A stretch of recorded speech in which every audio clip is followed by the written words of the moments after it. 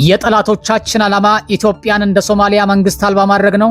እኛ ግን የምንዋጋው ፍትሃዊ ጦርነት ነው። ይህንን ያሉት የምስራቅ እዝ አዛዥ ጀነራል መሐመድ ተሰማ ናቸው። የኢትዮጵያ መከላከያ ሰራዊት በቅርቡ ባወጣው የ11 ደቂቃ አዲስ ቪዲዮ ላይ የተካተቱት የጀነራሉ ንግግሮች በብዙዎች ዘንድ ከፍተኛ መነጋገሪያ ሆነዋል። ዛሬ በዝርዝር መረጃችን መከላከያ ያወጣው አዲስ ቪዲዮ ምን ይዟል? ጀነራል መሐመድ ተሰማ ሊያስፈራሩን እየሞከሩ ነው ሲሉ እነማንን ከሰሱ? የጠላቶቻችን ስትራቴጂ ምንድነው የሚለውን በዝርዝር እንመለከታለን። በሌላ መረጃ ደግሞ በሌተናል ጀነራል አብዱል ፈታህ አልቡርሃን የሚመራው የሱዳን ሉዓላዊ የሽግግር ምክር ቤት ከኢትዮጵያ ድንበር አቅራቢያ የምትገኘውን ስልታዊና ወሳኝ ከተማ ኩርሙክን ሙሉ በሙሉ መቆጣጠሩን በይፋ አስታውቋል። ጀነራሉ ይድረስ ለሱዳን ሕዝብ በሚል ባወጡት ልዩ መግለጫ የጦር ኃይሉ በኩራትና በክብር አዲስ ምዕራፍ እየጻፈ መሆኑን ገልጸዋል። በኩርሙክ ከተማ የተደረገው ከባድ ውጊያ ምን ይመስል ነበር? የጀነራል አልቡርሃን መግለጫስ ምን ዝርዝር ጉዳዮችን አካቷል? አሁንስ በከተማው ያለው ሁኔታ ምንድነው? የሚሉትን ዝርዝር መረጃዎች እንመለከታለን።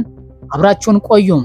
አዳዲስና ሁሌም ሰበር መረጃዎች ፈጥነው ለእናንተ እንዲደርሷችሁ ይህንን ቻናል ሰብስክራይብ እያደረጋችሁ መመልከታችሁን እንዳትረሱ። ወደ መጀመሪያው ዝርዝር መረጃ ስናመራም የኢትዮጵያ መከላከያ ሰራዊት የዳቦ ጋጋሪውን አንገት ያስደፋው ሕዝብ በሚል ርዕስ የ11 ደቂቃ ርዝመት ያለው ቪዲዮ በይፋ አሰራጭቷል። ይህ ቪዲዮ ባለፉት ወራት በምስራቅ እዝ፣ በጎንደር፣ በሰሜን ጎንደርና በወሎ ዞኖች ሰራዊቱ ያደረጋቸው የተባሉትን ወታደራዊ ስምሪቶችና የተመዘገቡ ድሎችን የሚያሳይ ነው። በዚህ ቪዲዮ ላይ ማብራሪያ የሰጡት የምስራቅ እዝ አዛዥ ጀነራል መሐመድ ተሰማ በአሁኑ ወቅት በሀገሪቱ ውስጥ እየተካሄደ ያለው ጦርነት ፍትሃዊ ጦርነት መሆኑን ገልጸዋል።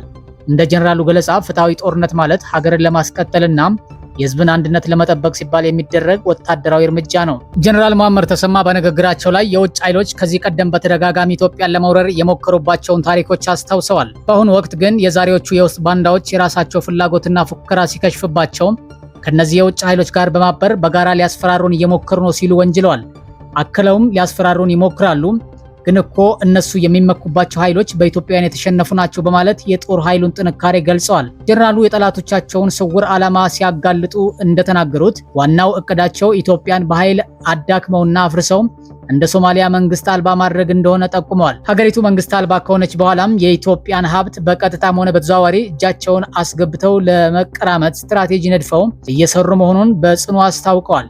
ነገር ግን ፍትሃዊ ጦርነት የሚያደርጉ አካላት ስልታዊ በሆነ መንገድ እንደሚያሸንፉም ጀነራሉ እምነታቸውን ገልጸዋል። አድማጮች፣ መከላከያ ያወጣው ይህ አዲስ መግለጫና የምስራቅ እዝ አዛዥ ጀነራል መሐመድ ተሰማ ንግግራቸውን በሀገሪቱ ወቅታዊ ወታደራዊና ፖለቲካዊ ሁኔታ ላይ ትልቅ አንድምታ አለው ተብሏል። እናንተስ በዚህ ጉዳይ ላይ ምን ታስባላችሁ? የጀነራሉ መግለጫስ ምን ያህል ወቅታዊ ነው? ሀሳባችሁን በኮሜንት መስጫው ላይ አስፍሩልን። ወደ ሁለተኛው ዝርዝር መረጃ ስናመራ በጀነራል አልቡርሃን የሚመራው የሱዳን ጦር ኃይል ዛሬ ባወጣው መግለጫ ከባድ ውጊያ ከተደረገ በኋላ የኩርሙክ ከተማን ከታጣቂዎች ሙሉ በሙሉ ነፃ ማውጣት መቻሉን አረጋግጧል። ጀነራል አልቡርሃን በመግለጫቸው ላይ እንዳሉት ሰራዊቱ የጀመረውን ወታደራዊ ስምሪት በተሳካ ሁኔታ እንደሚደመድም በተግባርም የተናገረውን እያረጋገጠ እንደሚገኝ ገልጸዋል። ጀግኖች ልጆቻችሁ በፈጣሪ እርዳታ በጽናት በቁርጠኝነትና በአንድነት ወደፊት መገስገሳቸውን ይቀጥላሉ ሲሉም ለሱዳን ሕዝብ ያላቸውን እምነት ገልጸዋል።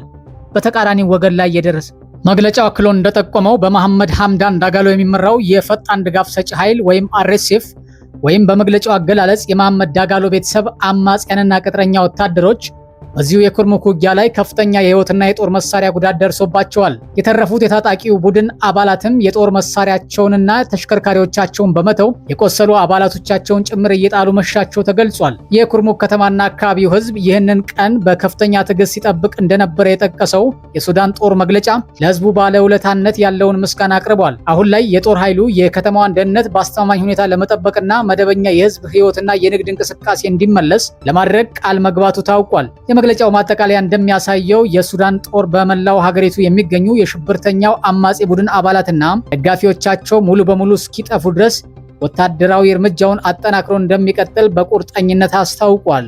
የአማራጭ የዜና ምንጮች እንደሚያመለክቱት ይህ የኩርሙክ ከተማ በሱዳን ጦር እጅ መግባት በተለይ ከኢትዮጵያ ድንበር ጋር ባለው ቅርበት የተነሳ በቀጣይ ቀጠናዊ እንቅስቃሴዎች ላይ የራሱ የሆነ ተጽዕኖ ሊኖረው ይችላል ተብሎ ይገመታል። ውድ ተመልካቾቻችን፣ ይህ ከሱዳን ድንበር አቅራቢያ የተሰማው አዲስ ወታደራዊ መረጃ በሁለቱ ሀገራት የድንበር አካባቢ ሰላም ላይ ምን አይነት ለውጥ ያመጣል ብላችሁ ታስባላችሁ? ሀሳባችሁን በኮሜንት ላይ አስፍሩልን። የዛሬው መረጃችንን በዚሁ አጠናቀናል። ለቻናላችን አዲስ የሆናችሁ ላይክ፣ ሰብስክራይብ ማድረጋችሁን እንዳትረሱ። በቀጣይ ወቅታዊ መረጃዎች እስከምንገናኝ ሰላም ቆዩልን።